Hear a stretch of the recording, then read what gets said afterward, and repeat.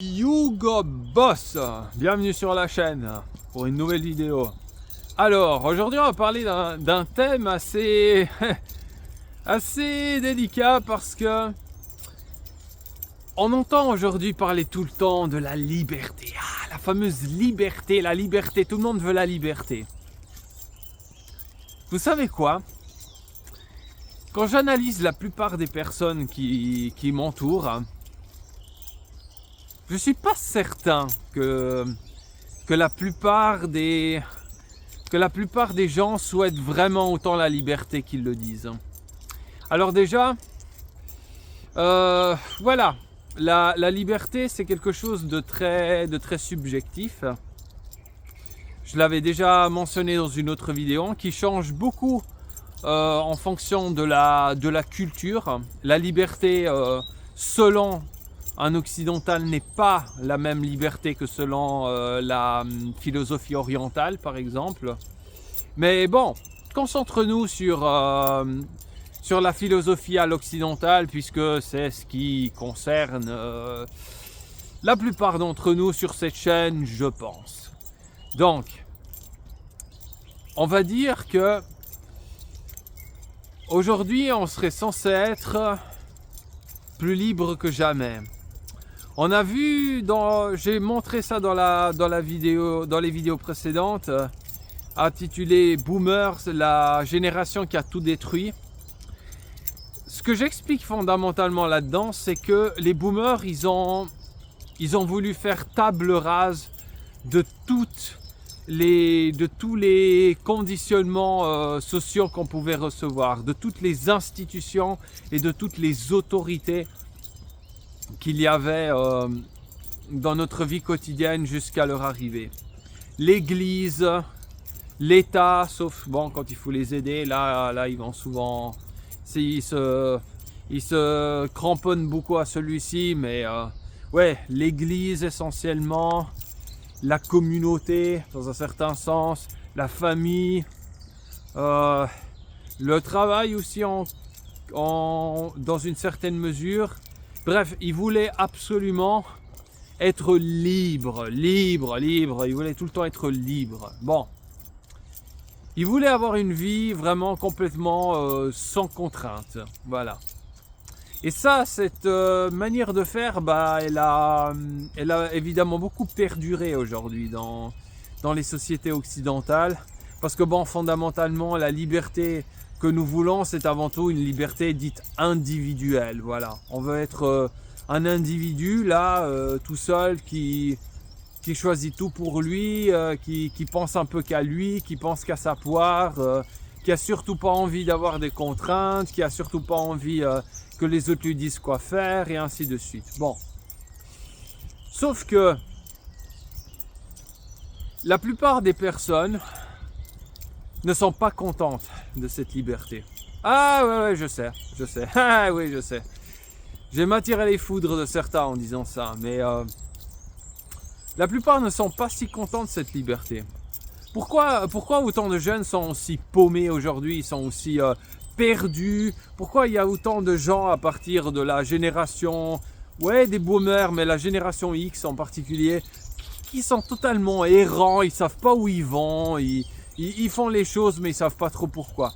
C'est simple, parce que la plupart des gens, c'est triste à dire, mais ils sont pas faits pour être libres. Parce que quand ils sont libres, ils sont paumés, ils savent pas quoi faire de cette liberté qu'on leur donne. On a arraché l'église, on a arraché la communauté, la famille et tout.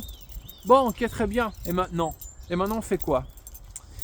Il y avait malheureusement, c'était, je crois que c'était il avait fait de la philosophie, c'était une chaîne YouTube que j'aimais beaucoup, mais qui malheureusement a disparu apparemment, parce que l'auteur, je crois qu'il arrivait pas à s'en sortir, je crois qu'il voulait la monétiser, puis ça marchait pas. C'était une chaîne qui s'appelait Faut le dire vite, je sais pas si vous l'avez connue, c'était la chaîne là de Yannick qui s'appelait. Et puis lui, il avait écrit un livre carrément qui s'appelait Libre et bien emmerdé, parce que justement, il expliquait comme aujourd'hui, on avait tellement de choix, on pouvait tellement tout faire, que ce choix, il nous paralyse en fait. Et puis la plupart des gens, ils sont totalement errants en réalité dans leur vie parce que justement, ils n'ont plus de contraintes. Ce manque de contraintes, en réalité, les dépayse beaucoup plus que les aider. Et puis, c'est ce qui explique aussi un peu la phrase de Jean-Paul Sartre. Alors bon, c'est de loin pas un de mes auteurs préférés, mais qui dit « L'homme est condamné à être libre ». Voyez un peu? L'homme est condamné à être libre. Voyez, il n'a pas le choix. On l'a mis là. Il a plus vraiment beaucoup de règles. L'Église ne le contrôle plus. La famille ne le contrôle plus. Puis il est condamné à être libre. Voilà, il faut qu'il s'organise. Il faut qu'il trouve un moyen de pouvoir quelque part faire quelque chose d'utile de sa liberté. Donc la plupart des gens ont un peu un espèce de ce que j'appelle le syndrome du prisonnier relâché. Voyez, c'est comme s'ils avaient été toute leur vie en prison et puis tout d'un coup on dit tu sais quoi là, après plusieurs décennies, t'es libre maintenant. Et puis a priori, ah ouais, je suis libre, c'est génial. Et puis il sort de prison, tu vois, il va dans la première ville et là il ressent une sensation de vide, tu sais, il se dit mais ok, bon, génial, mais je fais quoi maintenant? Je commence par où? Parce que, tu vois, la personne, elle a été habituée, elle a été en captivité pendant des décennies. On a tout décidé à sa place, on lui a donné à manger à telle et telle heure, elle pouvait faire sa petite sortie, sa pause à telle et telle heure, elle avait, je sais pas, dans certains pays, bon, il y a un certain confort comme dans les prisons, donc ils avaient la télé, ils regardaient leur émission, etc. Ils devaient pas s'occuper de grand chose au final parce que, voilà quoi, ils n'avaient pas de facture à payer, ils devaient pas forcément travailler, ils n'avaient pas de frais. Et là, tout d'un coup, ils se retrouvent en plein milieu de la société. Ils disent, mais merde, mais je commence par où maintenant? Je suis complètement perdu. Donc ça, c'est un peu ce qui se passe maintenant avec la plupart des gens. C'est que ils savent pas quoi faire de cette liberté au final. Ils sont là, ils sont libres, ils se disent ouais c'est génial, mais ils sont perdus. Ils ont peur. Ils savent pas quoi faire parce que finalement ils sont comme pas conditionnés pour être libres. Ils sont conditionnés pour qu'il y ait quelqu'un qui leur dise quoi faire. Et c'est aussi pour ça, justement, qu'on a cette arrivée maintenant de, quelque part, certains disent des autocraties. Ben oui, parce que ces gens, ils sont perdus. Et ils rêvent rien d'autre que d'une personne qui leur dise quoi faire, qui les guide, voyez? Parce qu'eux-mêmes, ils ne savent pas quoi faire. Et c'est la plupart des personnes, voyez? Les boomers, ils ont pensé bien faire à éliminer toutes ces contraintes. Et bien malheureusement, apparemment, ça n'a pas eu que des effets positifs, voyez.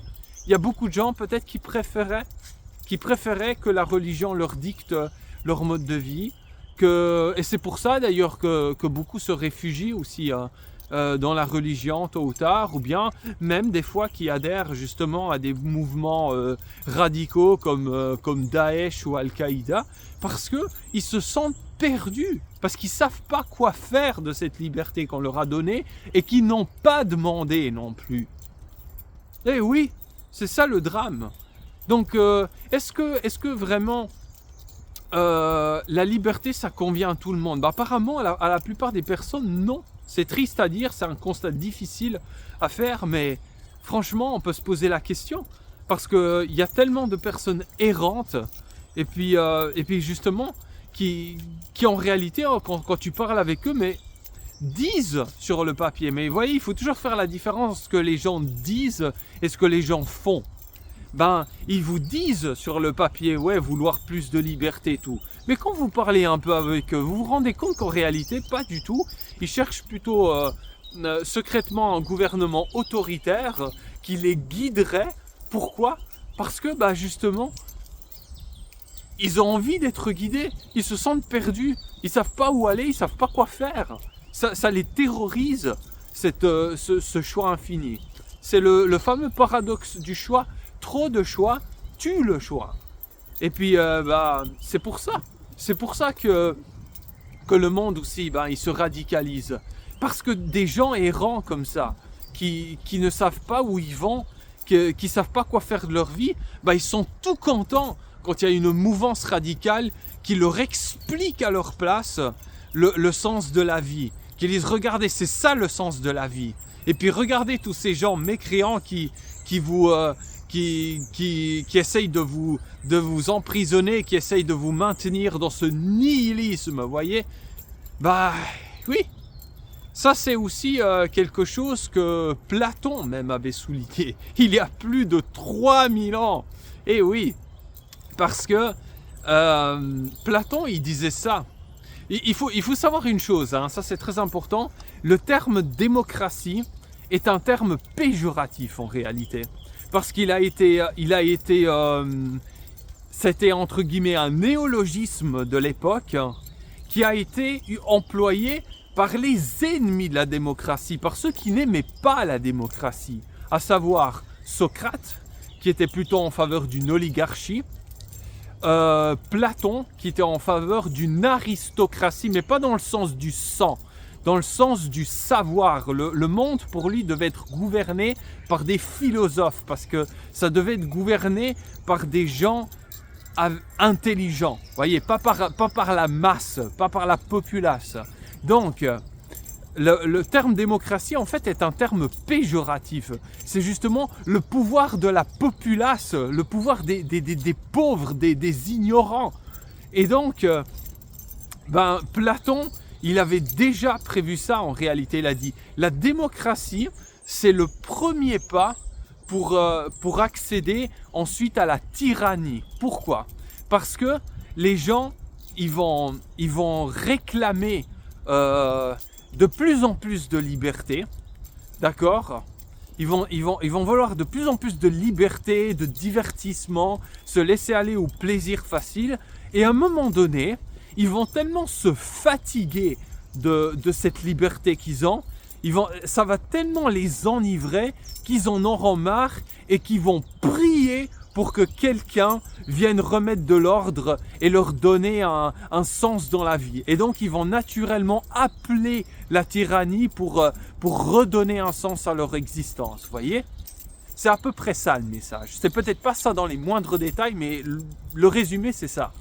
Et donc, comme vous pouvez voir, cette démocratie, cette liberté surtout, ça convient pas à tout le monde en réalité. La liberté en particulier, ça convient pas à tout le monde. Pas tout le monde en est content en réalité. Et puis, oui, ça c'est aussi, ça c'est évidemment aussi la conséquence. Ça peut être aussi un nivellement vers le bas, parce que je vais essayer de pas trop me rallonger, mais on a beaucoup, par exemple, critiqué le communisme. Mais le communisme, c'est l'expression. Ça, je sais que j'ai choqué des gens en disant ça, mais je m'en tape. Mais le communisme, c'est l'expression maximale de la démocratie.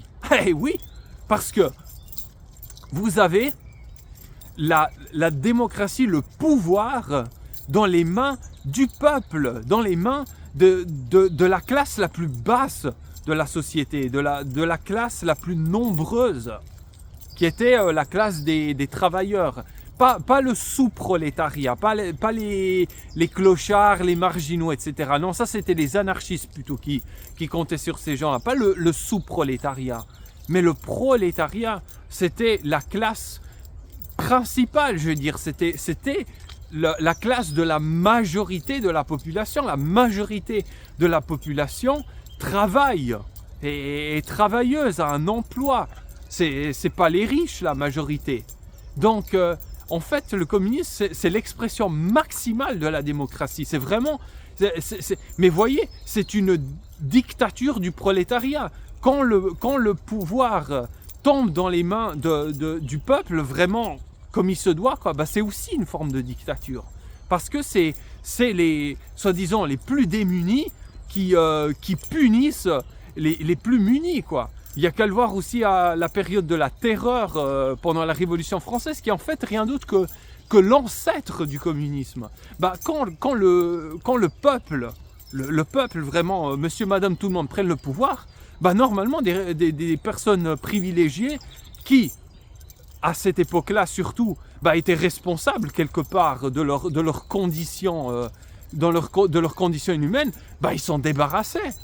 Donc vous voyez comment même même l'expression maximale de la démocratie, c'est une forme de dictature. Donc la démocratie appelle naturellement la tyrannie, apparemment. C'est un mécanisme qui est lié, quoi. Pourquoi? Parce que cette espèce de vide qu'il y a maintenant, cette espèce de nihilisme aussi qui hante maintenant l'Occident, bah, il est insupportable pour la plupart des gens. Les gens, c'est comme si la plupart, ils souhaitaient qu'on leur dise quoi faire. Ils souhaitaient qu'il y ait quelqu'un qui leur impose quelque chose, parce qu'ils en ont marre de ne pas savoir quoi choisir. Je sais, c'est très déroutant, mais pourtant c'est ce qui a l'air d'en train de se passer. C'est pour ça aussi que justement les fameux mouvements d'extrême droite, là, ils gagnent en popularité. Parce qu'ils ont cette caractéristique de vouloir être directif, expéditif, de dire voilà, bah ça c'est l'ami, ça c'est l'ennemi, ça c'est le bien, ça c'est le mal. Et les gens, bah, ils veulent ça. Eh oui, eh ouais. Parce qu'il n'y a plus personne pour le faire, il n'y a plus la religion, il n'y a plus rien. Alors ils se raccrochent. Vous voyez? C'est dingue, hein? Et pourtant. Donc voilà, comme le disait Sartre, ben, l'homme est condamné maintenant à être libre. Et puis apparemment, bah, il supporte très mal sa peine. La plupart des gens, en tout cas. Je ne dis pas tout le monde, mais la plupart le supportent très mal. Et c'est pour ça qu'on assiste au retour des mouvements dits autoritaires. Parce que les gens ne supportent pas. Apparemment, ça ne marche pas. Voilà. Je peux pas vous en dire plus. C'est tout pour cette vidéo. Si tu l'as trouvée intéressante, eh ben, mets-moi un pouce vers le haut. Partage-la, ça pourrait aider quelqu'un aussi à se sentir moins perdu, justement, dans sa vie. Et puis, laisse-moi un commentaire aussi à propos de ça. C'est toujours très intéressant de voir un petit peu aussi la vie, quoi, de mes abonnés et autres. Et puis, si tu l'as pas encore fait, bah, abonne-toi à la chaîne pour ne pas louper les prochaines vidéos tout aussi percutantes et parfois polémiques comme celle-ci. À très bientôt.